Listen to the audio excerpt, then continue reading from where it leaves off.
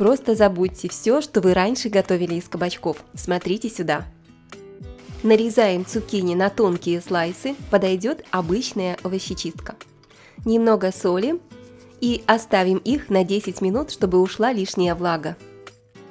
А пока займемся начинкой. Берем ломтик ветчины и заворачиваем в него брусочек моцареллы. Вот так, аккуратно.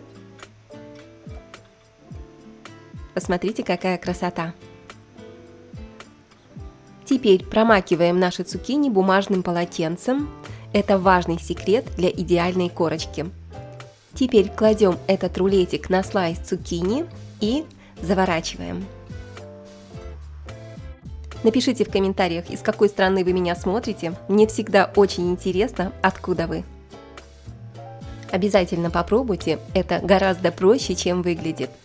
И не забудьте сохранить рецепт и поделиться с друзьями. Вы точно захотите его повторить. Разбиваем в миску яйцо, просто размешайте его вилкой. И теперь начинается магия панировки. Сначала обваливаем наш рулетик в муке. Вот так. Затем купаем в яйце. И щедро покрываем сухарями панко. Готово? Именно панко дадут тот самый ресторанный хруст, который вы легко сможете приготовить у себя дома.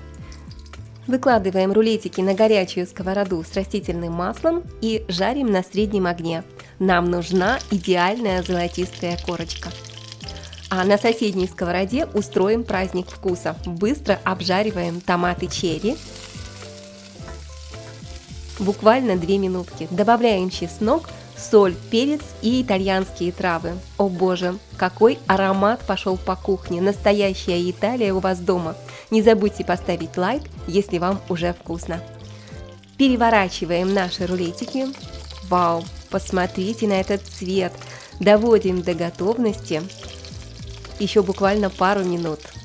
Нам нужна золотистая корочка с другой стороны.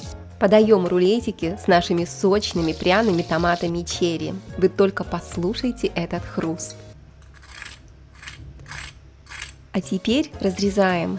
О да, вы только посмотрите, как тянется эта моцарелла. Божественно! Подписывайтесь на канал, у меня здесь всегда уютно и очень вкусно. До скорой встречи на кухне, друзья!